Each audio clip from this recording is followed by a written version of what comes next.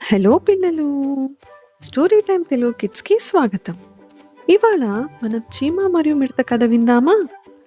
ఒక అందమైన అడవిలో ఒక చిన్న చీమ ఉండేది. ఆ చీమ చాలా కష్టపడేది.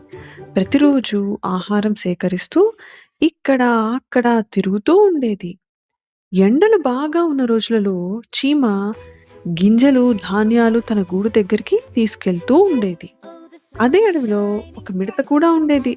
మిడతకు పని చేయడం ఇష్టం ఉండదు. అది పాటలు పాడుతూ ఆడుకుంటూ సంతోషంగా గడిపేది. ఒకరోజు మిడత చీమను చూసింది. చీమ చీమ, ఎందుకెంత కష్టపడుతున్నావు అని అడిగింది. చీమ చిరునవ్వుతో, ఇప్పుడు పని చేయాలి మిడత, తర్వాత వర్షాకాలం వస్తుంది, అప్పుడు ఆహారం కావాలి అని చెప్పింది. మిడత నవ్వింది. అయ్యో, ఇప్పుడు ఎండగా ఉంది కదా, పాటలు పాడుకుందాం ఆడుకుందాం అని చెప్పింది. చీమ మాత్రం తన పని కొనసాగించింది.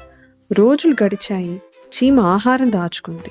కొన్ని రోజుల తర్వాత ఆకాశం నల్లగా మారింది. వర్షం పడింది. చలి మొదలైంది. మిడతకు ఆహారం లేదు.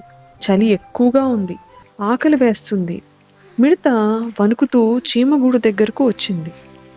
చీమ చీమ, నాకు చాలా ఆకలిగా ఉంది, దయచేసి కొంచెం ఆహారం ఇవ్వు అని అడిగింది. చీమ మిడతను చూసి బాధపడింది.